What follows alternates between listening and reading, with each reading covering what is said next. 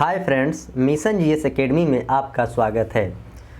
Daily की तरह आज मैं फिर आपके लिए बिहार एसएससी का सेट प्रैक्टिस जो 11 बजे उसका पीडीएफ आपको टेलीग्राम में डाल दिया जाता है और 2 से 3 बजे के बीच में यूट्यूब पर उसका डिस्कशन उपलब्ध हो जाता है। तो आज मैंने 5 नंबर सेट लाया हूं। इससे पहले मैं 4 सेट इसका अपलोड कर चुका हूं, जो कि इडोटेरिया का वॉल्यूम 2 जो न्यू बुक आया है उसका 5 नंबर आज सेट है। जो स्टूडेंट इस सेट प्रैक्टिस में पार्टिसिपेट होते हैं वो लोग अपना कमेंट बॉक्स में ज़रूर कमेंट करके बताएंगे कि आपका स्कोर क्या आ रहा है। अगर आपका स्कोर 1 से 10 प्लस आ रहा है क्वेश्चन तो आपका रिजल्ट होने की संभावना है, अन्यथा उससे कम आ रहा है तो आपको मेहनत करने की ज़रूरत है। और एग्ज़ाम के लेकर बात बता दूं कि एग्ज़ाम आपको 26 और 27 नवंबर को नहीं होने जा रहा है किसी भी सूरत में। अफवाह में न्यूज़ लोग फैला रहे हैं, वो न्यूज़ गलत है। और नए लोग जो भी हैं चैनल को सब्सक्राइब करें, लाइक करें और अपने दोस्तों में ज़्यादा से ज़्यादा शेयर करें कि और भी स्टूडेंट को इससे लाभ मिले। सुबह में मेरा 50 क्वेश्चन का डिस्कशन चलता है, जिसमें काफ़ी इंपॉर्टेंट क्वेश्चन 50 रहते हैं और उसमें स्मरणीय तथ्य भी दिया जाता है, जो कि आपके एग्जाम के दृष्टि से काफ़ी महत्वपूर्ण साबित होता है। और शाम को मैं 6:30 बजे डेली ग्रुप डिस्कशन लाइव में आता हूं। आप उस लाइव ग्रुप डिस्कशन में ज़रूर पार्टिसिपेट हों, उससे आपको काफ़ी ज़्यादा लाभ मिलेगा और कन्फ्यूजन आपका दूर होगा। किसी भी चीज़ को पाने के लिए आपको कड़ी से कड़ी मेहनत करना पड़ता है। सफलता एक दिन में नहीं मिलता है, सफलता की कई सीढ़ियां को पार करेंगे तभी आप सफल होंगे। क्योंकि अगर सफलता आसानी से मिल जाता तो हर किसी के हाथ में नौकरी रहता। तो आप मेहनत करेंगे तो आप सफल जरूर होंगे। अगर कोई चाहता है कि हम आज आए और कल नौकरी हो जाए तो ऐसा नहीं होता है, आपको मेहनत करना ही पड़ेगा, दूसरा कोई उपाय नहीं है। और आप टेलीग्राम मेरा ज्वाइन कर लीजिएगा। टेलीग्राम जो मिशन जीएस एकेडमी पटना से चलता है, वहीं पर आपको सारा इन्फॉर्मेशन और पीडीएफ डाला जाता है। वहां से आप डाउनलोड पीडीएफ कीजिएगा, उसके बाद सीट को बनाइएगा, उसका डिस्कशन आप अच्छे से कीजिएगा, तभी आपको उससे लाभ मिलेगा, अन्यथा उससे कोई लाभ नहीं मिलने वाला है। तो मैं आशा करता हूँ कि मेरे बातों को आप समझ गए होंगे। तो चलिए मैं सेशन की शुरुआत करता हूँ। आज का पहला क्वेश्चन क्या है देखते हैं। बिहार के पहले आज का पहला क्वेश्चन आइए देखते हैं। बिहार के पहले ग्रीनफील्ड इथेनॉल संयंत्र का उद्घाटन कहां पर किया गया है? बिहार के जो पहला ग्रीनफील्ड है, बांका में, भागलपुर में, पूर्णिया में और जमुई में। तो इसको किया गया आपको पूर्णिया में। बिहार का जो पहला इथेनॉल था इसको पूर्णिया में किया गया। मुख्यमंत्री नीतीश कुमार ने बिहार उद्योग को बढ़ावा देने के लिए इसको किया था। जमुई में सोना का सबसे ज़्यादा खान मिला है और भागलपुर को सूती वस्त्र के लिए जाना जाता है। क्वेश्चन नंबर 2, सारगैसो सागर किस महासागर में स्थित है? सारगैसो सागर उत्तरी प्रशांत महासागर, उत्तरी अटलांटिक महासागर, दक्षिणी अटलांटिक महासागर और हिंद महासागर। तो इसका आंसर हो जाएगा सारगैसो सागर आपको उत्तरी अटलांटिक महासागर में स्थित है। क्वेश्चन नंबर 3, हाल ही में कौन सी अदालत देश की पहली पेपरलेस अदालत बन गया है? एक क्वेश्चन आपके एग्जाम में पूछा जा चुका है। जो कौन सी अदालत है वो देश का सबसे पहला पेपरलेस बना है? तो केरल उच्च न्यायालय, गुजरात उच्च न्यायालय, दिल्ली उच्च न्यायालय और महाराष्ट्र उच्च न्यायालय। तो इसका करेक्ट आंसर आपको ऑप्शन ए हो जाएगा, यानी कि केरल के उच्च न्यायालय बना है। केरल का उच्च न्यायालय आपको एर्नाकुलम में है और गुजरात का उच्च न्यायालय आपको गांधीनगर में है और दिल्ली के उच्च न्यायालय दिल्ली में है और महाराष्ट्र का उच्च न्यायालय आपको महाराष्ट्र में है। क्वेश्चन नंबर 4, निम्नलिखित में से कौन सा दर्रा केरल राज्य में स्थित है? कौन सा दर्रा जो है केरल में है? सेनकोट, थालकोट, भोरकोट और पालकोट। तो इसका आंसर की बात करें तो इसका आंसर हो जाएगा आपको ऑप्शन डी, यानी कि पालकोट जो है वह केरल में है। थालकोट की बात करें, यह नासिक को मुंबई से जोड़ता है, नासिक को मुंबई से। और भोर घाट की बात करें तो मुंबई से पुणे को जोड़ता है। और सेनकोट दर्रा की बात करें तो यह नागरकोइल और कार्डमम की पहाड़ियाँ के बीच में स्थित है। तो चारों चीज़ को आप अच्छे से याद रखेंगे।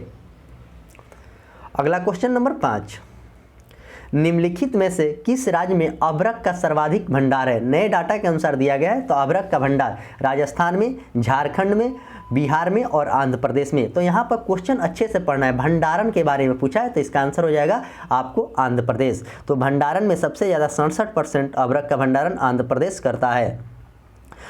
इसके बाद बिहार का स्थान है आपको 22% और तीसरे स्थान पर आपको राजस्थान और चौथे स्थान पर झारखंड है। और भारत का परतदार अभ्रक का उत्पादन विश्व में प्रथम स्थान है भारत का। क्वेश्चन नंबर 6, बूढ़ी गंडक नदी कहाँ से निकलती है? बूढ़ी गंडक नदी जो है वह कहाँ से निकलती है? महाभारत श्रेणी में, सोमेश्वर की पहाड़ी में, छोटा नागपुर के पठार से और अन्नपूर्णा की पहाड़ी से। तो बूढ़ी गंडक जो नेपाल के सोमेश्वर की पहाड़ी से निकलती है, छोटा नागपुर के पठार से दामोदर नदी निकलता है। क्वेश्चन नंबर 7, निम्न में से किस नदी को सदा नीर के नाम से जाना जाता है? बागमती को, गंडक को, कोसी को और घाघरा को। तो सदा नीर के नाम से आपको गंडक को जाना जाता है। और गंडक नदी की लंबाई की बात करें तो 434 है, यह नेपाल से निकलती है और सोनपुर के पास आकर यह गंगा में मिल जाती है। इसे नारायणी नदी भी कहा जाता है। इसमें शालिग्राम नामक पत्थर भी मिलता है। कोसी नदी जिसे बिहार का शोक कहा जाता है। घाघरा नदी के किनारे अयोध्या शहर बसा है, जो कि सरजुग नदी के नाम से भी घाघरा को जाना जाता है और नेपाल से निकलती है। क्वेश्चन नंबर 8, बिहार के निम्न हिस्सों में से कौन सा हिस्सा भूतात्विक दृष्टि से अपेक्षाकृत पुराना है? भूतात्विक दृष्टि से रोहतास का पठार, उत्तर पश्चिमी पहाड़ी, खड़गपुर की पहाड़ी और उत्तर गंगा के मैदान। तो इसका आंसर की बात करें तो इसका आंसर हो जाएगा आपको ऑप्शन सी, यानी कि खड़गपुर की पहाड़ी। क्वेश्चन नंबर 9, निम्नलिखित में से कौन असत्य है, यानी कि कौन सा गलत है? लद्दाख जो है सियाचिन ग्लेशियर में है। उत्तराखंड की बात करें तो उत्तराखंड आपको गंगोत्री ग्लेशियर में है और सिक्किम में कंचनजंगा है और हिमाचल प्रदेश में जेलुम ग्लेशियर नहीं है। यही गलत है, गलत को चुनना था, तो इसका आंसर आपको ऑप्शन सी हो जाएगा।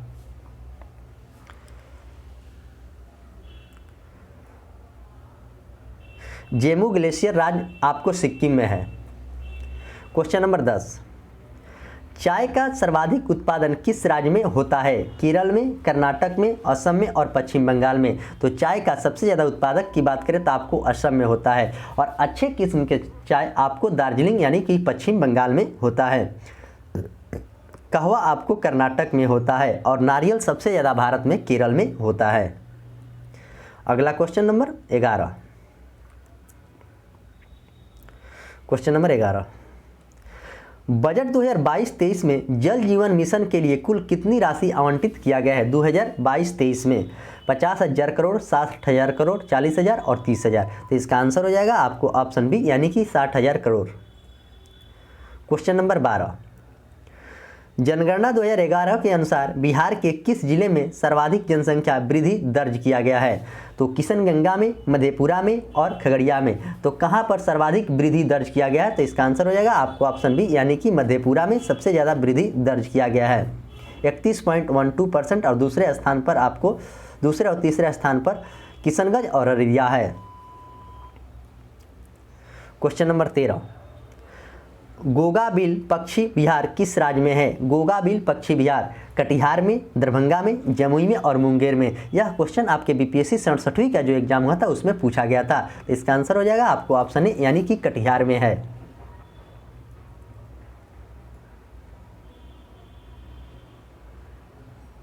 वाल्मीकि वन्यजीव अभ्यारण्य आपको पश्चिमी चंपारण में, उदयपुर वन्यजीव अभ्यारण्य पश्चिमी चंपारण, कुशेश्वर नाथ पक्षी अभ्यारण्य दरभंगा, गौतम बुद्ध जीव अभ्यारण्य गया, नागिन बांध पक्षी अभ्यारण्य जमुई, नकटी बांध आपको जमुई, भीमा बांध भी आपको मुंगेर, विक्रमशिला गंगो डॉल्फिन आश्रय भागलपुर, पंत वन जीव अभ्यारण्य राजगीर, बलेरा झील पक्षी विहार वैशाली और कैमूर वन जीव अभ्यारण्य कैमूर। तो ये सारे चीज़ को आप अच्छे से याद रखेंगे। क्वेश्चन नंबर 14, भारत के किस जलप्रपात को लोकप्रिय रूप से नियाग्रा जलप्रपात के तौर पर जाना जाता है? तो चित्रकूट जलप्रपात, रजत जलप्रपात, बरकाना जलप्रपात और कौती जलप्रपात। तो इसका आंसर हो जाएगा चित्रकूट जलप्रपात। क्वेश्चन नंबर 15, मगध राज्य की आरंभिक राजधानी थी? पाटलिपुत्र, वैशाली, गिरिब्रज और गया। मगध राज्य की आरंभिक राजधानी की बात करें तो इसका आंसर हो जाएगा आपको ऑप्शन सी, यानी कि गिरिब्रज थी। बौद्ध संगतिया 4 जगह हुआ, प्रथम आपको राजगीर में, दूसरा आपको वैशाली में, तीसरा आपको पाटलिपुत्र में और चौथा की बात करें तो कुंडलवन जम्मू कश्मीर में हुआ था। क्वेश्चन नंबर 16, कौटिल्य ने अर्थशास्त्र में किस भूमि के लिए अदेमात्रित शब्द का प्रयोग किया है? जूती हुई भूमि, बिना जूती हुई भूमि, बिना वर्षा के भी अच्छी खेती वाली भूमि और उच्च भूमि, तो कौन सा है? तो इसका आंसर हो जाएगा आपको ऑप्शन सी, यानी कि बिना वर्षा की अच्छी खेती वाली भूमि। क्वेश्चन नंबर 17, ऑस्ट्रेलियन ओपन 2022 के संबंध में निम्नलिखित में से कौन सा कथन सही है? तब पुरुष एकल का खिताब राफेल नडाल ने जीता था। तब पुरुष एकल का खिताब आपको राफेल नडाल, यह बिल्कुल सही है। राफेल नडाल का यह 21वां खिताब था और महिला एकल खिताब नोमामी ओसाका जीती थी, यह गलत है। तो आपको सही पूछा था, इसका आंसर हो जाएगा आपको 1 और 2।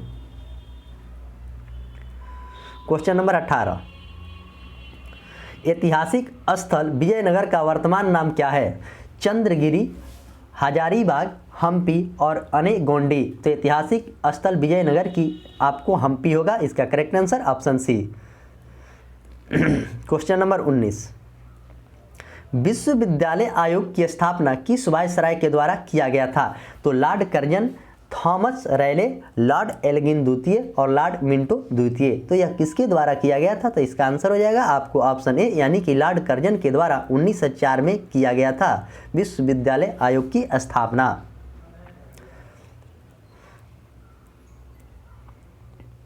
क्वेश्चन नंबर 20, सती प्रथा पर प्रतिबंध कब लगाया गया था? 1830 में, 1835 में, 1829 में और 1809 में। तो सती प्रथा पर प्रतिबंध 4 दिसंबर 1829 को लॉर्ड विलियम बेंटिंक के द्वारा लगा दिया गया था।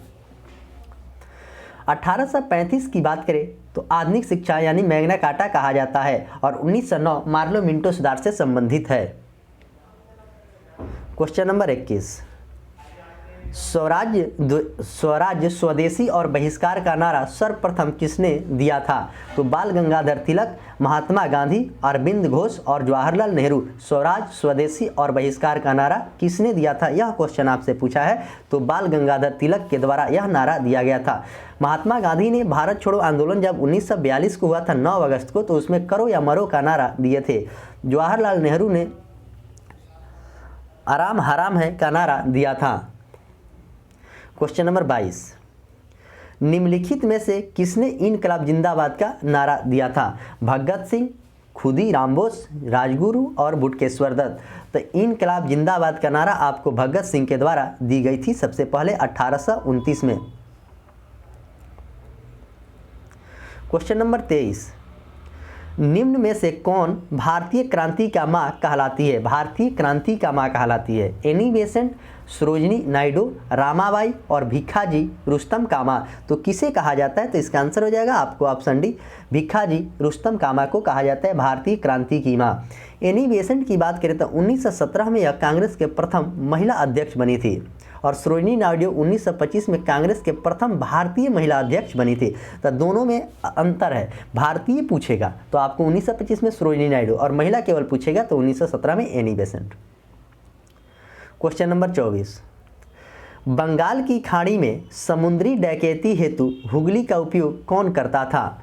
बंगाल की खाड़ी में समुद्री डकैती हेतु हुगली का उपयोग कौन करता था? तो डच, फ्रांसीसी, पुर्तगाली और औरंगजेब। तो इसका आंसर हो जाएगा आपको ऑप्शन सी, यानी कि पुर्तगाली के द्वारा किया जाता था।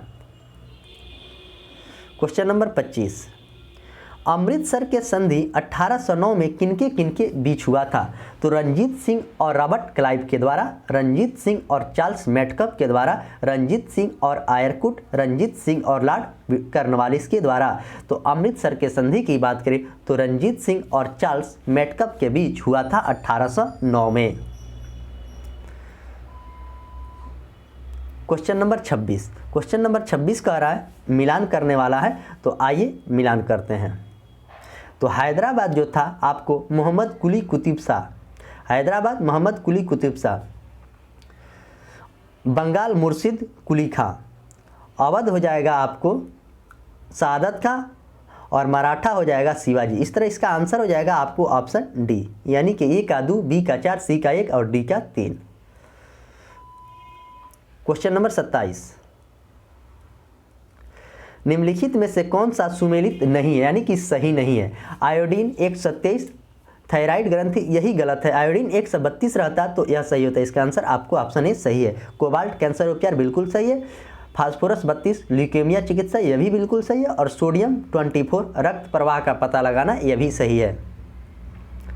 क्वेश्चन नंबर 28, मक्का का सर्वाधिक उत्पादक देश कौन सा है? संयुक्त राज्य अमेरिका, चीन, ब्राजील और भारत। तो मक्का का सबसे ज़्यादा उत्पादक आपको अमेरिका है।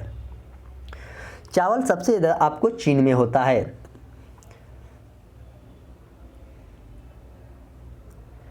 क्वेश्चन नंबर 29, जलवायु परिवर्तन प्रदर्शन सूचकांक 2022 में भारत का स्थान क्या है? जलवायु परिवर्तन में 8वां, 7वां, 10वां और 64वां। तो इसका आंसर हो जाएगा आपको ऑप्शन सी, यानी कि 10वां स्थान है।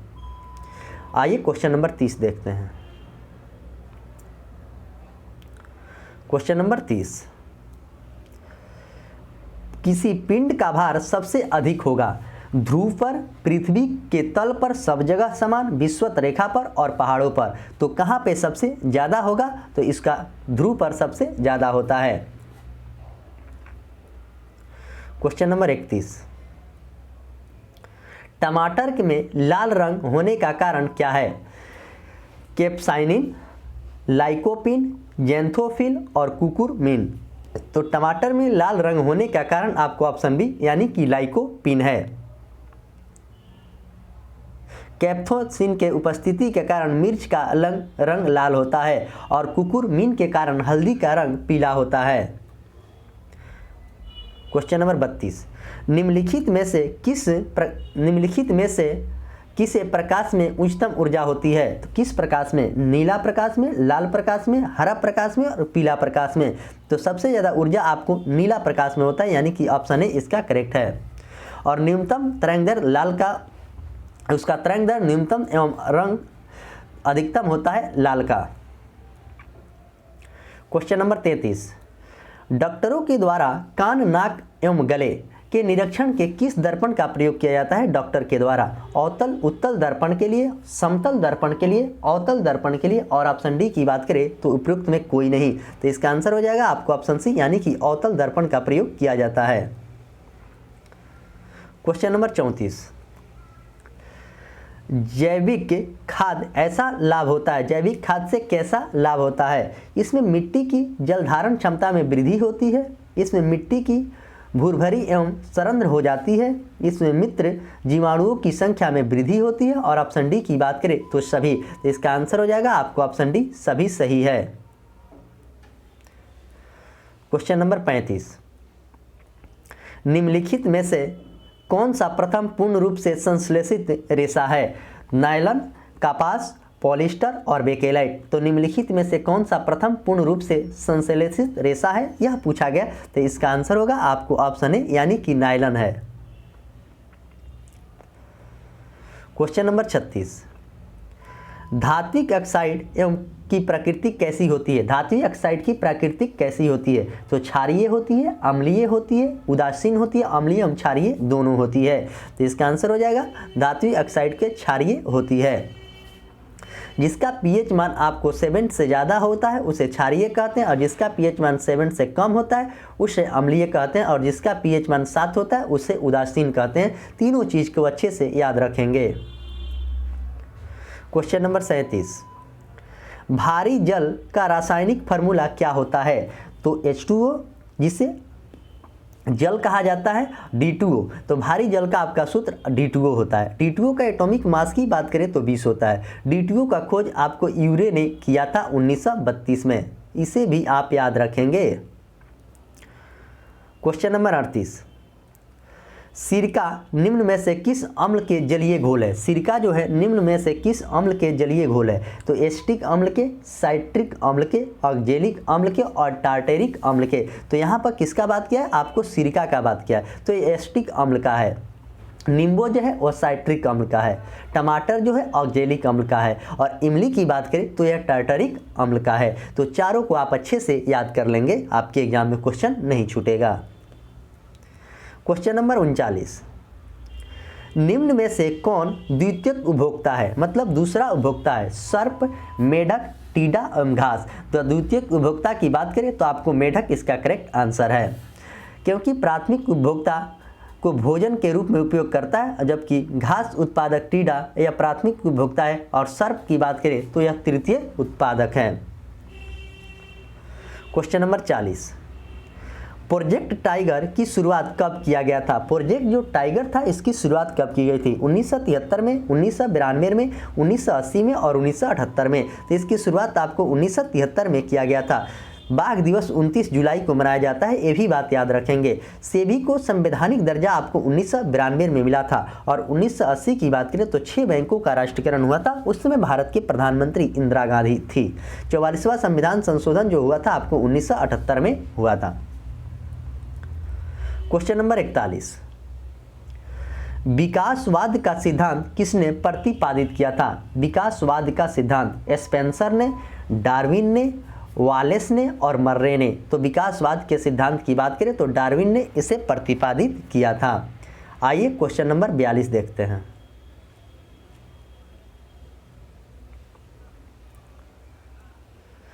अस्थि एवं दंत के निर्माण हेतु निम्नलिखित में से किसकी आवश्यकता होती है? अस्थि एवं दंत, तो सोडियम और पोटेशियम, कैल्शियम और फास्फोरस, सोडियम और कैल्शियम, मैग्नीशियम और कैल्शियम। तो किसका प्रयोग किया जाता है? तो इसका आंसर हो जाएगा आपको ऑप्शन बी, यानी कि कैल्शियम एवं फास्फोरस का प्रयोग किया जाता है।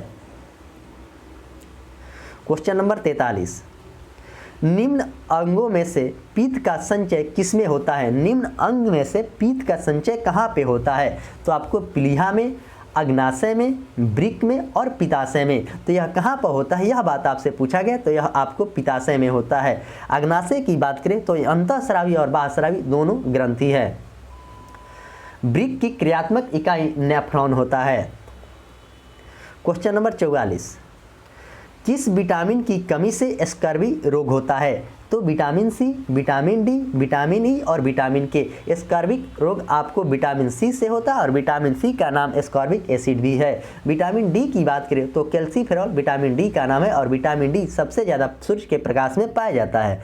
और विटामिन डी की कमी से होने वाला रोग आपको सूखा रोग यानी कि रिकेट्स, और विटामिन सी के कमी से होने वाला रोग स्कर्वी, और विटामिन सी सबसे ज़्यादा आंवला में पाया जाता है। विटामिन ई की कमी से होने वाला जनन क्षमता रोग होता है, और विटामिन ई सबसे ज़्यादा आपको अंकुरित अनाज में पाया जाता है, और विटामिन ई का नाम टेकोफेरॉल है। विटामिन के कमी से रक्त थका नहीं जमता, और विटामिन के का नाम फिनोक्वानिन है। क्वेश्चन नंबर अगला देखिए 45 नंबर क्वेश्चन, निम्नलिखित में से कौन सा पादप हार्मोन है? पूछा गया है कि निम्नलिखित में से कौन सा पादप हार्मोन है? एब्सिसिक अम्ल, ऑक्सिन, एथिलीन और उपयुक्त में सभी। तो कौन सा अम्ल है, यह बात पूछा गया, तो इसका आंसर हो जाएगा आपको ऑप्शन डी, यानी कि सभी। एब्सिसिक अम्ल भी है, ऑक्सिन भी है और एथिलीन भी है। क्वेश्चन नंबर 46, प्लाज्मा झिल्ली किसके बनी होती है? लिपिड की, प्रोटीन की, कार्बोहाइड्रेट की, ए और बी दोनों की। तो प्लाज्मा झिल्ली की बात करें तो प्लाज्मा झिल्ली आपको लिपिड और प्रोटीन दोनों की बनी होती है, यानी ऑप्शन डी करेक्ट आंसर है। क्वेश्चन नंबर 47, निम्नलिखित में से कौन कोशिका का बिजली घर कहा जाता है? देखिए कोशिका का बिजली घर, कहीं कहीं आपको मिलेगा कोशिका का पावर हाउस, यहाँ पर आपसे पूछा गया कोशिका का बिजली घर। तो लाइसोसोम को, गोल्गी बजी को, राइबोसोम को और माइटोकॉन्ड्रिया को। तो कोशिका का बिजली घर आपको माइटोकॉन्ड्रिया को कहा जाता है, और प्रोटीन की फैक्ट्री आपको राइबोसोम को कहा जाता है, और लाइसोसोम को आत्महत्या के थैली कहा जाता है। तो ये चारों चीज़ के अच्छे से याद रखेंगे, आपके एग्जाम में ये सब क्वेश्चन पूछा जाता है। क्वेश्चन नंबर 48, मांसपेशिया को किस अस्थि से जोड़ता है? मांसपेशिया को अस्थियों से कौन सा जोड़ता है? तो टेंडन, उपास्थि, एरिओलर और लिगामेंट। तो मांसपेशिया को अस्थि से पूछा है तो आपको टेंडन हो जाएगा, और अस्थि से अस्थि पूछता तो आपको लिगामेंट हो जाता। तो दोनों को याद रखेंगे, हड्डी से हड्डी लिगामेंट और अस्थि से मांसपेशिया टेंडन। क्वेश्चन नंबर 49, भारतीय संविधान में उद्देशिका का विचार किस देश के संविधान से लिया गया है? पूछा गया कि भारतीय संविधान में जो उद्देशिका का विचार है वह किस देश के संविधान से लिया गया है। तो सबसे पहले मैं बता दूं ये अपने भारतीय संविधान में 10 देशों से कुछ न कुछ स्रोत लिया गया है। कभी कभी आपसे संख्या भी पूछ देता है। तो उद्देशिका आपको अमेरिका के संविधान से लिया गया है। मौलिक अधिकार भी अमेरिका के संविधान से लिया गया है। राष्ट्रपति पर महाभियोग की प्रक्रिया भी आपको अमेरिका से लिया गया है। ऑस्ट्रेलिया से बात करें तो समवर्ती सूची ली गई है। कनाडा से संघात्मक व्यवस्था ली गया है। रूस से मौलिक कर्तव्य लिया गया है। तो इस तरह इसका आंसर आपको ऑप्शन ए करेक्ट है। आइए क्वेश्चन नंबर 50। भारतीय संविधान की प्रस्तावना में कितने प्रकार की स्वतंत्रता की बात की गई है? भारतीय संविधान में कितने प्रकार की स्वतंत्रता की बात की गई, यह क्वेश्चन पूछा गया है। 5 प्रकार, 6 प्रकार, 7 प्रकार और 11 प्रकार। तो इसका आंसर हो जाएगा आपको ऑप्शन ए यानी कि 5 प्रकार। जो 5 प्रकार की स्वतंत्रता है वह कौन कौन से है मैं आपके सामने धर्म अभिव्यक्ति की स्वतंत्रता, धर्म की स्वतंत्रता, विश्वास उपासना की स्वतंत्रता, यही 5 आपको दिया गया है। Question number 51। भारत में क्या नया राज्य सृजित करने वाला विधेयक संसद में पारित किया जाता है?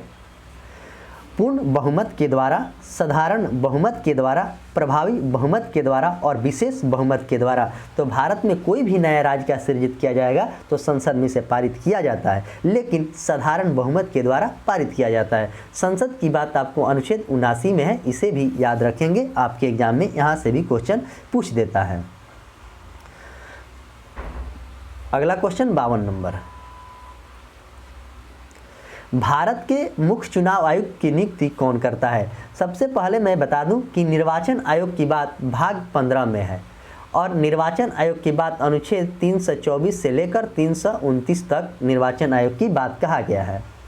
तो उसे नियुक्त कौन करता है? आपसे क्वेश्चन में यह बात पूछा गया है। तो राष्ट्रपति उसे नियुक्त करता है। राष्ट्रपति की बात अनुच्छेद 52 में है और उपराष्ट्रपति की बात अनुच्छेद 63 में है और राज्यपाल की बात करें तो अनुच्छेद 153 में है। ये सारे चीज़ को आप अच्छे से याद रखेंगे, आपके एग्जाम में क्वेश्चन यहाँ से आता है। Question number 53। निम्नलिखित में से किस दल की स्थापना भीमराव अंबेडकर ने किया था?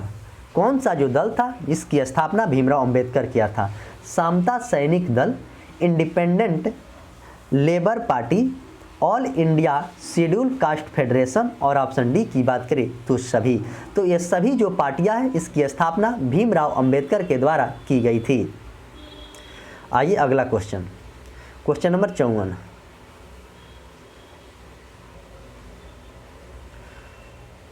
Question number 54। भारतीय संविधान का प्रथम जो संशोधन हुआ था वो किससे संबंधित हुआ था? तो सबसे पहले मैं बताऊं कि भारतीय संविधान का पहला संशोधन 1951 में हुआ था और 9वीं अनुसूची में हुई थी।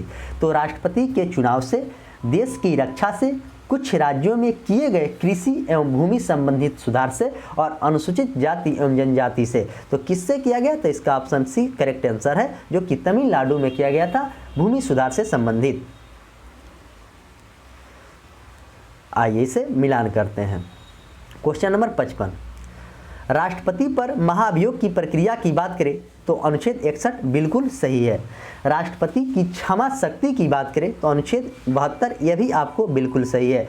महानिवादी की बात करें तो अनुच्छेद 76 में यह भी आपको सही है। संसद का सत्रावासन या भंग करना यह अनुच्छेद 85 में। तो इस तरह सीधे सीधे तो एक का ए, बी का 2, सी का 3 और डी का 4, यानी कि ऑप्शन ए इसका करेक्ट आंसर है। Question number 56। निम्नलिखित में से किसे भूमध्य सागर का द्वार कहा जाता है? एडरडीन को, जिब्राल्टर को, बेरिंग को और पेरिस को किसे भूमध्य सागर का द्वार कहा जाता है? यह बात आपसे पूछा गया। तो भूमध्य सागर का द्वार आपको कहा जाता है जिब्राल्टर को। Question number 57। निम्नलिखित में से कौन सुमेलित नहीं है, यानी कि कौन सा गलत है? कोलेरू झील जो है आपको कहाँ पे है? तो कोलेरू झील की बात करें तो यह आपको आंध्र प्रदेश में अब बिल्कुल सही है। चिल्का झील उड़ीसा में यह भी बिल्कुल सही है। पुष्कर झील राजस्थान ये भी सही है। वेम्बनाड झील आपको तमिलनाडु में नहीं, यह जम्मू कश्मीर में, यही गलत है। गलत को पूछा जाता था, इसका आंसर हो जाएगा आपको ऑप्शन बी। Question number 58। निम्नलिखित में से कौन उष्णकटिबंधीय घास भूमि है? उष्णकटिबंधीय घास की भूमि है। लानोज, स्टेपिस, वेल्ड और प्रेरी। तो कौन सा उष्णकटिबंधीय घास की मैदान है, यह बात पूछा गया। तो इसका आंसर हो जाएगा आपको ऑप्शन ए लानोज। लानोज आपको दक्षिण अफ्रीका के और उत्तरी पश्चिमी भाग में है। वेल्ड आपको ऑस्ट्रेलिया के है। प्रेरी आपको अफ्रीका का है। क्वेश्चन नंबर 59, स्वतंत्र भारत के प्रथम गवर्नर जनरल कौन थे? स्वतंत्र भारत के प्रथम गवर्नर लॉर्ड माउंटबेटन, सी राजगोपालाचारी, लॉर्ड कैनिंग और डॉक्टर राजेंद्र प्रसाद। तो स्वतंत्र भारत के प्रथम गवर्नर जनरल आपको लॉर्ड माउंटबेटन थे और स्वतंत्र भारत के प्रथम एवं अंतिम दोनों सी राजगोपालाचारी थे और लॉर्ड कैनिंग स्वतंत्र भारत के प्रथम वायसराय बने थे। भले सबसे पहला वायसराय बने थे लॉर्ड कैनिंग। और डॉक्टर राजेंद्र प्रसाद की बात करें तो ये भारत के राष्ट्रपति बनने वाले प्रथम व्यक्ति हैं जो कि बिहार के रहने वाले थे और सबसे ज़्यादा दिनों तक यानी कि 12 वर्षों तक वो भारत के राष्ट्रपति बने रहे थे। क्वेश्चन नंबर 60, वित्तीय प्रणाली का एक महत्वपूर्ण अंग पूंजी बाजार से क्या समझते हैं? वित्तीय प्रणाली के एक महत्वपूर्ण अंग जो होता है पूंजी बाजार से क्या समझते हैं? शेयर बाजार से, वस्तु बाजार से, मुद्रा बाजार से और उपरोक्त में सभी। तो इसका आंसर की बात करें तो ऑप्शन ए इसका सही आंसर है, यानी कि शेयर बाजार से संबंधित है। अगला क्वेश्चन, क्वेश्चन नंबर 61, सबसे बड़ा द्वीप समूह कौन सा है? पूछा गया कि सबसे बड़ा द्वीप समूह जापान, इंडोनेशिया, ग्रीनलैंड और लक्षद्वीप। तो सबसे बड़ा द्वीप समूह की बात करें तो आपको इंडोनेशिया है। तो इसका करेक्ट आंसर आपको ऑप्शन बी हो जाएगा। जापान की राजधानी टोक्यो है और इस देश में सबसे छोटा महाद्वीप से मिलाकर करीब 17,000 द्वीप समूह शामिल है। क्वेश्चन नंबर 62, विश्व बैंक का मुख्यालय कहाँ पे है? विश्व बैंक का मुख्यालय पेरिस में है, वाशिंगटन डीसी में है, न्यूयॉर्क में है और जेनेवा में है। तो विश्व बैंक का मुख्यालय आपको वाशिंगटन डीसी में है। यूनिसेफ के मुख्यालय आपको न्यूयॉर्क है और यूनेस्को का मुख्यालय पेरिस है। जेनेवा WTO की स्थापना 1995 में 1 जनवरी को हुआ था और इसका मुख्यालय आपको जेनेवा में है। क्वेश्चन नंबर 63, विश्व शिक्षक दिवस कब मनाया जाता है? 5 अक्टूबर को, 9 अक्टूबर को, 14 नवंबर को और 10 दिसंबर को। तो विश्व शिक्षक दिवस की बात करें तो विश्व शिक्षक दिवस आपको ऑप्शन है यानी कि 5 अक्टूबर को मनाया जाता है। 9 अक्टूबर को डाक दिवस मनाया जाता है, 10 दिसंबर को मानवाधिकार दिवस मनाया जाता है और 14 नवंबर को बाल दिवस मनाया जाता है और मधुमेह दिवस दोनों मनाया जाता है। तो सारे दिवस को आप अच्छे से याद रखेंगे। आइए अगला क्वेश्चन देखते हैं, क्वेश्चन नंबर 64 यानी कि 64 नंबर क्वेश्चन। राष्ट्रीय पर्यावरण अनुसंधान केंद्र कहाँ पर स्थित है? नागपुर में, भोपाल में, देहरादून में और जोधपुर में। तो राष्ट्रीय पर्यावरण अनुसंधान केंद्र की बात करें तो यह नागपुर में है। वन अनुसंधान केंद्र आपको देहरादून में है। तो इस तरह आपके सामने 64 क्वेश्चन जो था इसका डिस्कशन हो गया। आइए आगे क्वेश्चन देखते हैं। अगला क्वेश्चन 65 नंबर। 65 नंबर क्वेश्चन कह रहा है कि राज्य कृषि नाम से किसे जाना जाता है? राजश्री नाम से किसे जाना जाता है? रविंद्रनाथ टैगोर को, माधवराव सदाशिव गोलवाकर को, पुरुषोत्तम दास टंडन को और पंडित मदन मोहन मालवीय को। तो यह किसे जाना जाता है? तो इसका आंसर हो जाएगा आपको ऑप्शन सी, पुरुषोत्तम दास टंडन को जाना जाता है। रविंद्रनाथ टैगोर को सबसे पहले 1913 में इन्हें नोबेल पुरस्कार मिला था गीतांजलि के लिए। पंडित मदन मोहन मालवीय ने 1916 में बनारस हिंदू विश्वविद्यालय की स्थापना किया था। क्वेश्चन नंबर 66, भारत के नियंत्रक एवं महालेखा परीक्षक निम्नलिखित में से किस समिति में मित्र, दार्शनिक और निर्देशक के रूप में कार्य करता है? तो सबसे पहले कैग की बात करें तो अनुच्छेद 148 से लेकर अनुच्छेद 151 तक कैग की बात कहा गया है। लोक लेखा समिति, प्राक्कलन समिति, सरकारी उपक्रम समिति और विशेषाधिकार समिति। तो इसका आंसर हो जाएगा आपको ऑप्शन ए यानी कि लोक लेखा समिति। और इसका कार्यकाल की बात करें तो 6 वर्ष से लेकर 65 वर्ष तक इसका कार्यकाल होता है। और भाग 5 में कैग की बात कही गई है। क्वेश्चन नंबर 67, राज्य लोक सेवा आयोग के अध्यक्ष किसके द्वारा नियुक्त किया जाता है? राज्य लोक सेवा आयोग भारत के राष्ट्रपति के द्वारा, राज्य के राज्यपाल के द्वारा, संघ लोक सेवा आयोग के अध्यक्ष के द्वारा और प्रधानमंत्री के द्वारा। तो राज्य के लोक सेवा आयोग के अध्यक्ष की नियुक्ति आपको राज्यपाल के द्वारा की जाती है और राज्यपाल की बात अनुच्छेद 153 में है और राष्ट्रपति की बात अनुच्छेद 52 में है। लोक सेवा आयोग की बात आपको अनुच्छेद 315 में है और प्रधानमंत्री की बात करें तो अनुच्छेद 75 में प्रधानमंत्री की बात है। तो यहाँ पर आपसे पूछा गया था कि राज्य लोक सेवा आयोग के अध्यक्ष की नियुक्ति कौन करता है? तो राज्यपाल करता है। क्वेश्चन नंबर 69, छठी अनुसूची निम्नलिखित में से किन किन राज्यों के जनजातीय क्षेत्रों के प्रशासन एवं नियंत्रण संबंधित प्रावधान किए गए हैं? मेघालय, असम, त्रिपुरा, मणिपुर, मिजोरम, असम, मणिपुर, अरुणाचल प्रदेश। मेघालय, असम, त्रिपुरा और मिजोरम। और ऑप्शन डी की बात करें तो मेघालय, नागालैंड, त्रिपुरा और मिजोरम। तो इसका आंसर हो जाएगा आपको ऑप्शन सी, यानी कि मेघालय, असम, त्रिपुरा और मिजोरम में यह किया गया है। क्वेश्चन नंबर 69, आज के सेशन के सेकंड 69 नंबर, राज्यसभा में विशेषाधिकार समिति के कितने सदस्य होते हैं? ये भी क्वेश्चन काफ़ी इंपॉर्टेंट क्वेश्चन है। राज्यसभा के विशेषाधिकार समिति में कितने सदस्य होते हैं? तो 15, 10, 25 और 20। तो इसका आंसर हो जाएगा आपको 10 होते हैं राज्यसभा से और 20 होते हैं लोकसभा से। क्वेश्चन नंबर 70, सेशन का लास्ट क्वेश्चन यानी कि 70 नंबर क्वेश्चन, निम्नलिखित में से कौन सा विषय राज्य सूची में शामिल नहीं है? राज्य सूची में यहाँ पर पूछा गया कि शामिल नहीं है। तो रेलवे, भूमि सुधार, कृषि, सार्वजनिक स्वास्थ्य एवं स्वच्छता। तो कौन सा नहीं है? तो इसका आंसर हो जाएगा आपको ऑप्शन ए यानी कि रेलवे। तो इस तरह मैंने आपके सामने 70 क्वेश्चन का डिस्कशन जो किया है वो काफ़ी किफ़ायती तरीक़ा से डिस्कशन किया गया है। आज सेट नंबर 5 था। अभी तक मैंने 4 सेट इडोटेरिया के उपलब्ध करा दिया हूं और वहां से आप सेट को बनाएं और कमेंट बॉक्स में स्कोर को जरूर कमेंट करें। तो मैं आशा करता हूं कि मेरा वीडियो आपको काफ़ी अच्छा लगता है तो कमेंट और लाइक करना ना भूलें और नए लोग जो भी हैं चैनल को सब्सक्राइब करें और अपने दोस्तों में ज़्यादा से ज़्यादा शेयर करें और तीनों सीरीज में आप पार्टिसिपेट होने के प्रयास करें, क्योंकि सुबह में आपको चलता है उसमें भी पार्टिसिपेट हूँ, बिहार एसएससी के सेट प्रैक्टिस में पार्टिसिपेट हूँ और सुबह शाम को लाइव ग्रुप डिस्कशन में भी पार्टिसिपेट हूँ। आपका जीके जीएस मैं दावे के साथ कह रहा हूँ कि अगर अच्छा नहीं हो गया तो फिर आप एक बार बोलिएगा, लेकिन वीडियो को अच्छे से देखना है, ईमानदारी से मेहनत करना है, ज़रूर आप सफल होंगे, इसकी 100% गारंटी है। जो मेहनत करता है उसको लेट होती है लेकिन वो सफल होता है। तो चलिए मैं इसी के साथ आज के सेशन को समाप्त करता हूँ। मिलेंगे शाम 6:30 बजे ग्रुप डिस्कशन में, तब तक के लिए धन्यवाद।